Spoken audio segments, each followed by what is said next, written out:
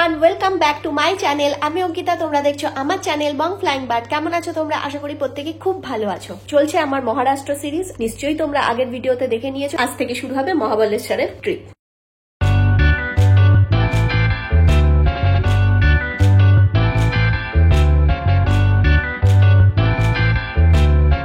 পূর্ববর্তী ভিডিওতে আমি পুনে থেকে গাড়ি বুক করে মহাবলেশ্বরে আমার যাওয়া ও মহাবলেশ্বরের হোটেলের রুম এবং সেই হোটেলেরই রেস্টুরেন্টে লাঞ্চ করা দেখিয়েছিলাম। যারা এখনো আমার আগের ভিডিওটি দেখেননি তাদের কাছে আমার অনুরোধ রইল আমার পূর্ববর্তী ভিডিওটি দেখে নেওয়ার জন্য। আজকের ভিডিওটি শুরু হলো আমার মহাবলেশ্বরে হোটেলে আসার পরের থেকে। ভেন্না লেকে যাচ্ছি ফার্স্টে। ভেন্না লেকটা একটু কাছেই আছে, মানে ভেন্না হিল যখন হোটেলের নাম, লেকটাও কাছে। বললো এখান থেকে 300-400 মিটার, তো কাছেই আছে। চলো যাই, আগে ওই লেকটা একটু ঘুরে আসি, তারপর মার্কেট যাব, কারণ এখন ঘড়িতে বাজছে 4:13। বেশি কিছু সাইট সিন তো আজকে হবে না, তো এইগুলোই দেখবো।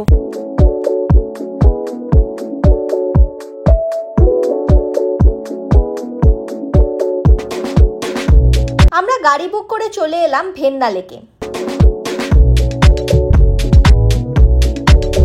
হোটেল থেকে গাড়ি করলাম, গাড়ি করে মার্কেট যাচ্ছিলাম। মার্কেটের আগে এখানে ভেন্না লেকটা আছে, একটু লেকে ঘুরতে এলাম। এন্ট্রিতেই অনেক ঘোড়া রাইড রয়েছে, কেউ চাইলে এখানে হর্স রাইড করতে পারেন, তবে দাম দর অবশ্যই করে নেবেন। ঘোড়া এখানে যাচ্ছে, প্রথমে বললো 200 টাকা, তারপরে বললো কত দেবে, আর 150 টাকা। আমরা বললাম কিছুই আমি যাবো না। যাই হোক, ঘোড়ায় আমি যাবো না।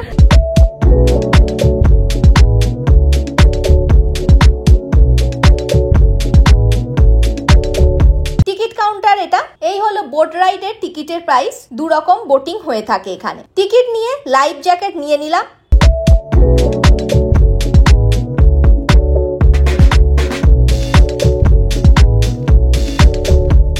এই হলো আজকের আমাদের বোট রাইড করছি ভেন্না লেকে। 2 রকমের রাইড হয়, একটা রোয়িং যেটা ওনারা চালিয়ে নিয়ে যাবে, আর একটা নিজে প্যাডেল বোট করতে পারো। প্যাডেল বোটে হচ্ছে 600 টাকা, আর রোয়িং এর হচ্ছে 800 টাকা, আর ড্রাইভার নিয়ে হচ্ছে আরো 400-1200 টাকা টোটাল পড়েছে।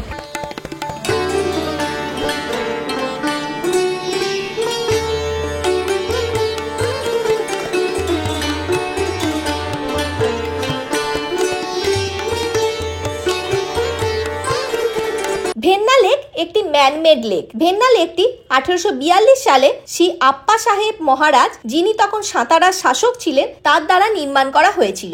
এই ভেন্না লেকটি 24 একর জুড়ে বিস্তৃত।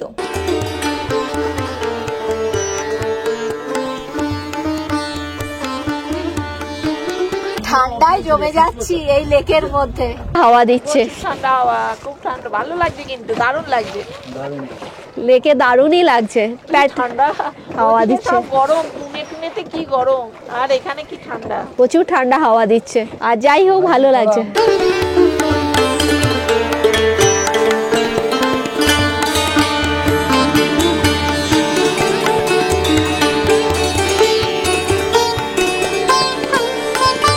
বিভিন্ন প্রাণীরা আসে জল খেতে এখানে। जंगली जानवर इधर से पानी पीने के लिए आते हैं, ड्रिंकिंग वाटर। মিঠা জল। हाँ, जंगली जानवर खाए। जंगली बोलते जानवर आते हैं, জন্তু জানোয়ার আসে, आता है सब पानी पीने के लिए। জন্তু জানোয়ার আছে এখানে, আসে জল খাওয়ার জন্য।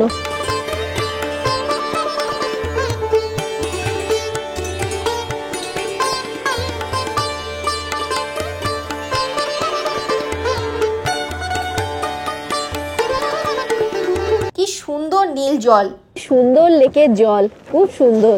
দারুণ লেকটা, দারুণ লাগছে, কিন্তু বোটিং করে ভালো লাগছে। হোটেলটাও একবার পাহাড়ের মধ্যে মনে হচ্ছে। হ্যাঁ, হোটেলটাও হিল ভিউ, চারিদিকে পাহাড়, মাঝখানটা বেশ সুন্দর কিন্তু লাগছে।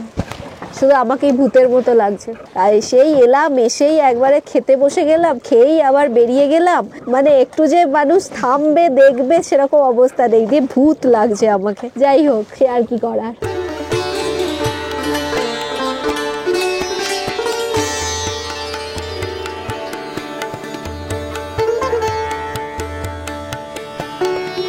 धुआं आस्ते आस्ते आस्ते शुरू होच्छे। कौन से देवी का मंदिर है? ये हनुमान दादा का मंदिर है, पूरा पानी में रहता है टेम्पल। अच्छा, पूरा डूब जाता, अभी पानी से कवर से बाहर आया, ओपन हो गया। अच्छा अच्छा क्या बारिश सीजन खत्म হনুমানজি মন্দির ये बारिश में आएंगे ना ऊपर तक पानी रहता है मूर्ति के এটা জলের মধ্যে থাকে মন্দিরটা সব সময়তে। এখন জল কম আছে তাই মন্দিরটা দেখতে পাওয়া যাচ্ছে। বৃষ্টির সময়তে এটা জল মূর্তির ওপর অবধি থাকে। এটি হনুমানজি মন্দির। এখন জল অনেক কম আছে তাই মন্দিরটা আমরা দেখতে পেলাম, তবে জল বেশি থাকলে কিংবা বর্ষাকালে মন্দির জলের তলায় ডুবে থাকে। 1 ঘন্টার বোট রাইড, বোটে করে নিয়ে আসবেন উনারা এই মন্দিরের কাছে। নামতে পারলাম না, জল ভীষণ ঠান্ডা, আর তার মধ্যে যদি বাই চান্স ব্যালেন্সটা হয়ে যায়, মাটি আছে, একদম পুরো ভিজে যাব, আর দেখতে হবে না। সাঁতার তো আমি জানি না, এই হচ্ছে ব্যাপার, তাই জন্য আর গেলাম না, এখান থেকে দেখলাম।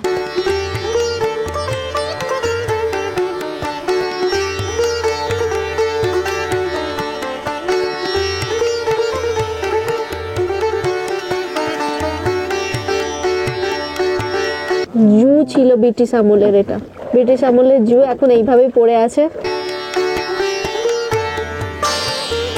এটা মিউজিয়াম।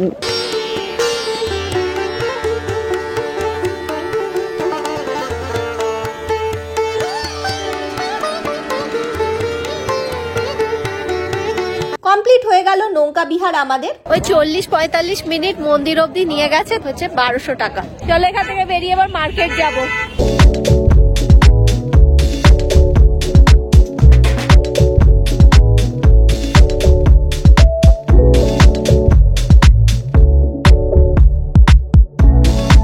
यहाँ से मार्केट स्टार्ट होता है। এসছি মার্কেটে, এটা হচ্ছে মহাবলেশ্বর মার্কেট। গাজর এখানে দেখছি খুব বিক্রি হচ্ছে। আমাদের হোটেল ছিল হিল ভিউ, তাই মার্কেট বা কোথাও যাওয়ার জন্য গাড়ির দরকার পড়তো, আর রাস্তাতে তেমন ট্যাক্সি বা ক্যাব নেই, তাই হোটেল থেকেই একমাত্র গাড়ি বুক করতে হতো। এতে ভাড়াও অনেকটা বেশি পড়তো। তবে কেউ মার্কেটের দিকে হোটেল নিলে এটাই সুবিধা যে গাড়ি ওখানে অ্যাভেলেবেল পাওয়া যায়, সাইট সিনের জন্য গাড়ি পাওয়া যায় এবং দাম দরও করা যায়। কোনো জিনিস যদি প্রয়োজন হয় মার্কেট থেকে নেওয়ার, তাহলে হেঁটেই কিনতে পাওয়া যায়। গার্লিক, পুদিনা, মশলা। এখানে একটা দোকানে এলাম, আমরা সবকিছুই অল্প অল্প করে নিয়ে একটা মিক্সচার বানালাম।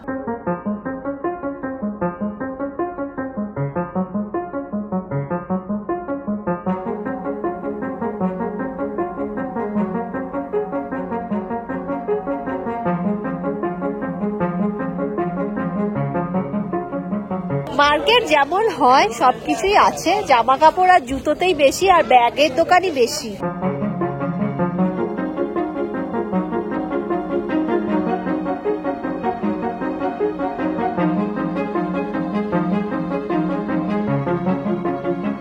রাস্তার ধারে হনুমানজি মন্দিরের সামনে একজন চা বিক্রি করছিলেন। চায়ের অর্ডার দিলাম আমরা, আদা দেওয়া চা।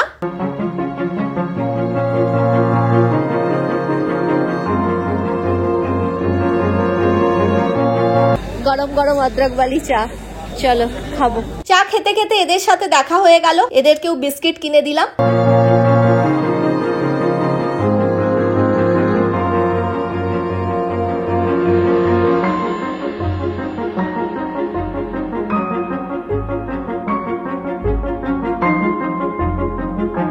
মার্কেট থেকে বেরিয়ে পড়লাম।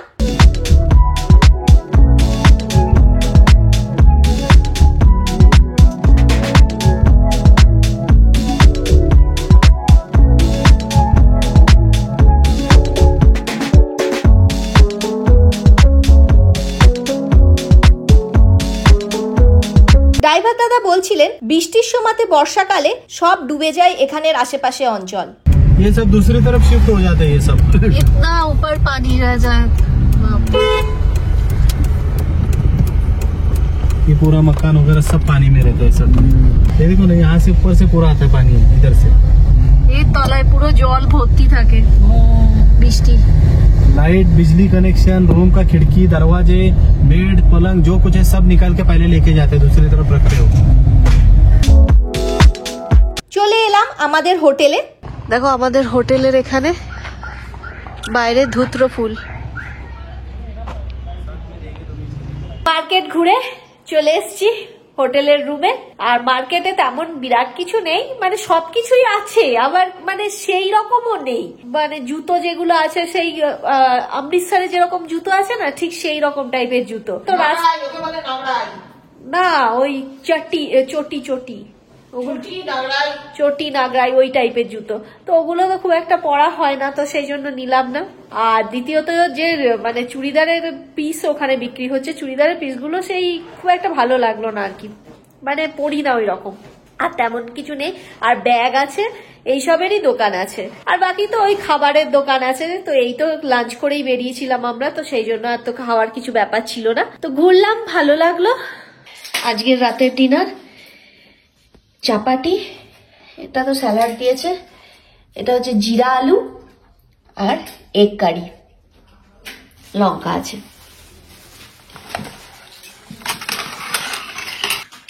আলু জিরাটা ভালোই করেছে, জিরা আলু আর এগ কারি।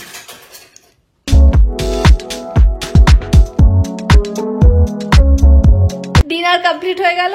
খাবারের টেস্ট মানে এখানে যে বিরাট ভালো সেরকম কিছু এক্সপেক্ট করা যায় না। আর এখানে তো বলছে সবই এদের নির্ভর হচ্ছে টুরিস্টের ওপর, আমরা এলেই এরা থাকে। এখানে পুরোটা নাকি নিচের দিকে যাদের হোটেল সব জলে ভর্তি হয়ে যায়, ওপরের দিকে এই হোটেলটা যেমন একটু ওপরে হিলের ওপরে আছে, সেরকম সেই হোটেলগুলোতে একটু জল টল কম ঢোকে।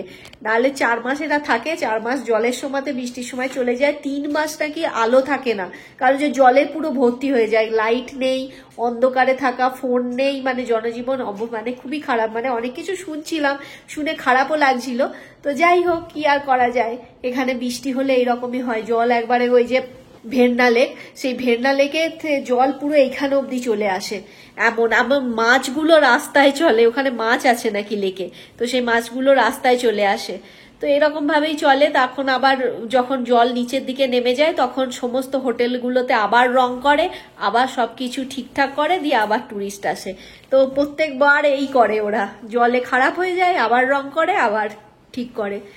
তো সেইখানে ফেসিলিটি তো বিরাট কিছু নয়, আর জনজীবনও এরকম, তো রান্নাও এরকম।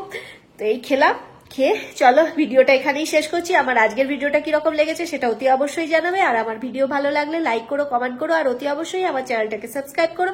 পাশের যে বেল আইকনটা আছে ওটা ক্লিক করে দিও। তো দেখা হচ্ছে আবার নেক্সট ভিডিওতে সাইট সিন নিয়ে ফিরছি মহাবলেশ্বরে। তো ততক্ষণের জন্য টাটা।